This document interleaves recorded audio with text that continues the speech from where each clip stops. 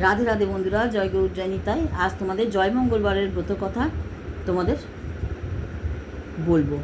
তোমরা শোনো, যারা জয় মঙ্গলবার করো বা করবে,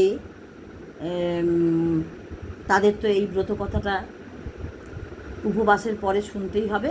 তাই তোমাদের জন্য এই ভিডিওটি করছি।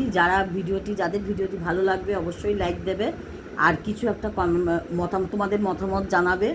আর যারা ফেসবুক থেকে ভিডিওটি দেখবে তারা অবশ্যই পেজটাকে ফলো করবে।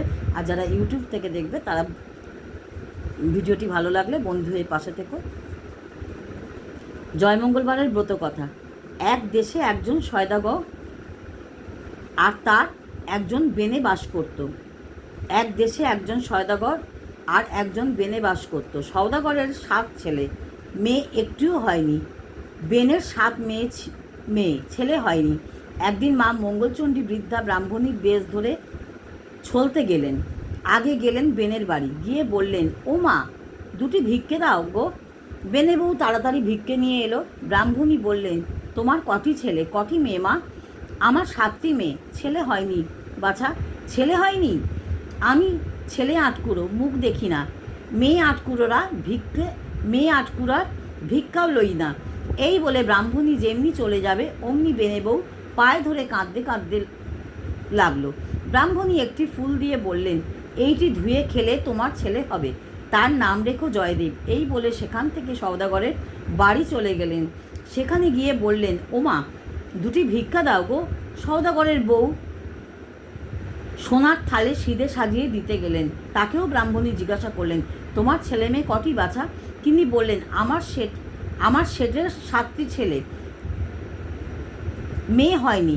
মা মঙ্গলচণ্ডী বললেন, বাছা, আমি ছেলে আটকুড়ার মুখ দেখি না, মেয়ে আটকুড়ার দানও লই না।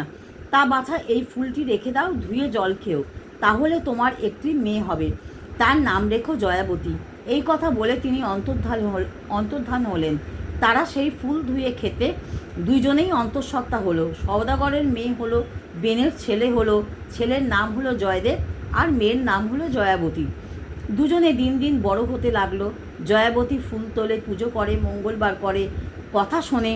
একদিন জয়দেব বললে, মা, আমি জয়াবতীকে বিয়ে করব। মা বললেন, সে কি বাবা, তুমি গরিবের ছেলে, বড় মানুষের মেয়ে তোমার সঙ্গে বিয়ে দেবে কেন? তারপর মা মঙ্গলচণ্ডী একদিন সওদাগরের বাড়িতে গিয়ে বললেন, ওগো বাছা, তোমাদের মেয়েটি বড় হয়েছে, বিয়ের কি করছো? আমার কথা শোনো, অমুক বেনের ছেলের সঙ্গে মেয়েটির বিয়ে দাও, নইলে মেয়ে বাঁচবে না। এই বলে মা মঙ্গলচণ্ডী অন্তর্ধান হলেন।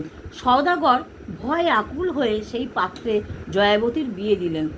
সোনা দান হার বাউটি দিয়ে হাওদা বেঁধে হাতিতে করে বরকনে পাঠিয়ে দিলেন। পথে যেতে যেতে জয়াবতীর মনে পড়ল আজ মঙ্গলবার। তখন জয়াবতী গুনগুন করে কথা বলতে লাগলো। জয়দেব বললে, ও কি জয়াবতী, কি গুনগুন করছো? বিড়বিড় করে বকছো কেন? জয়াবতী বললে, গুণগান কিছুই করিনি, আজ মঙ্গলবার, তাই মা মঙ্গলচণ্ডীর কথা শুনছি।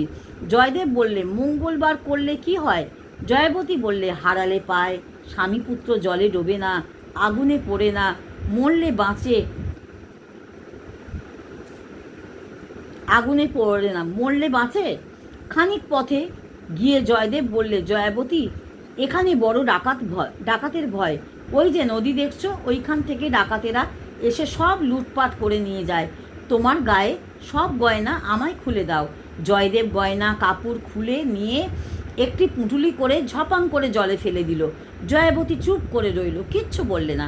বর কনে ঘরে গেল। জয়দেবের মা আর 7 বোন বরণ করে বরকনেকে ঘরে তুললে। পাড়ার সব মেয়েরা বউ দেখতে এলো। যে দেখে সেই নিন্দা করে, বলে, ও মা, বড় মানুষের মেয়ে যে গো, গায়ে একটু রাংরত্তি দেয়নি, একটুও গয়নাগাটি দেয়নি, একখানি ভালো কাপড় পর্যন্ত দেয়নি।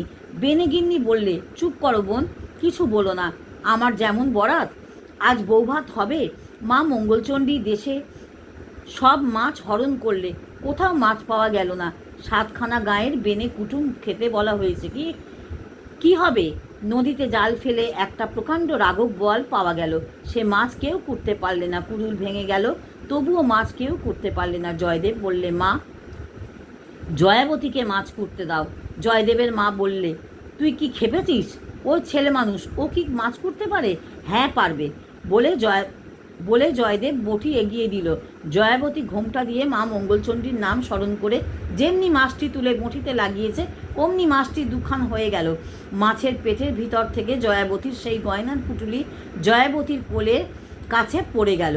জয়াবতী মাছ ফেলে রেখে পুঁটুলিটি নিয়ে চলে গেল। খানিক পরে ভালো কাপড় পরে সঙ্গে হীরা জওরার গয়না পরে ঝমঝম করে বাইরে এসে মাছ কুটতে বসলো। সবাই দেখে অবাক হয়ে চেয়ে রইল। জয়দেব হাসতে লাগলো। তারপর সকলে ভেবে অস্থির, এত লোকের রান্না কে রাঁধবে? জয়দেব বলল, কেন, জয়াবতী রাঁধবে। জয়াবতী মাথা নেড়ে স্বীকার করলে। মা মঙ্গলচণ্ডীকে স্মরণ করলে। রান্নাঘরে যেতেই এক দণ্ডের মধ্যে 500 লোকের রান্না হয়ে গেল। লোকজন সব খেয়ে বলতে লাগলো, এমন খাওয়া আমরা কখনো খাইনি, কি চমৎকার রান্না বলে ধন্যি ধন্যি করে সবাই চলে গেল। কিছুদিন পরে জয়াবতীর একটি ছেলে হলো। নাতির মুখ দেখে জয়াবতীর শ্বশুর শাশুড়ি স্বর্গে গেলেন। জয়াবতী ছেলেটিকে ঘরে রেখে ঘুম পাড়িয়ে কাজকর্ম করছেন।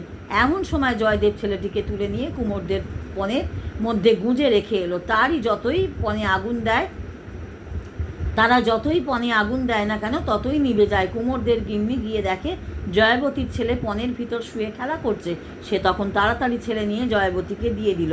আর একদিন জয়দেব ছেলেটিকে নিয়ে নদীর জলে ফেলে দিয়ে এলো। জয়াবতী যেমন জল আনতে গেছে তার সঙ্গে ছেলেটিও উঠে এলো। জয়দেব দেখে আশ্চর্য হলো, কিন্তু ভ্রম গেল না।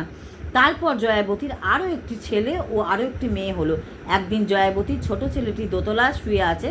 ছেলে মেয়ে দুটি সেইখানে খেলা করছে। জয়দেব একখানি কাঁটান দিয়ে ছোট ছেলেটির গায়ে কোপ মারছে, কিন্তু ছেলেকে কাটা যাচ্ছে না। জয়াবতী তাড়াতাড়ি জয়দেবের হাত ধরে বললেন, তুমি ও কী করছো? এতবার এত পরীক্ষা করলে তবুও কি তোমার বিশ্বাস হলো না? আমি তো বলছি যে মা মঙ্গলচণ্ডীর কৃপায় আমার কোনো অমঙ্গল ঘটবে না। তখন জয়দেব বললে, তুমি যখন এমন ব্রত জানো তাহলে আমরা মরতে থাকি কেন? চলো স্বর্গে যাই। জয়াবতী বললে, আগে ছেলে মেয়ের বিয়ে হোক, বউ হোক, জামাই হোক, তারপর স্বর্গে যাব। দিন কতক পরে জয়াবতীর ছেলে মেয়ের বিয়ে হলো। মনের সুখে দিন কতক সংসার করে জয়াবতী বউ ঝিদের ঘর কন্যা বুঝিয়ে দিল।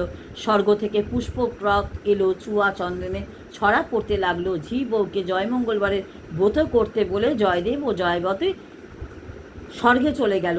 এই অবধি জয়মঙ্গলবার পৃথিবীতে প্রচার হলো। জ্যৈষ্ঠী মাসের জয়মঙ্গলবারের ব্রত কথা এখানেই সমাপ্ত হলো। রাধে রাধে, জয় গৌর, জয় নিতাই। সকলে ভালো থাকো, সুস্থ থাকো। আবার পরবর্তী ভিডিও নিয়ে আবার তোমাদের সামনে আসবো। ততক্ষণ সকলে ভালো থেকো। রাধে রাধে।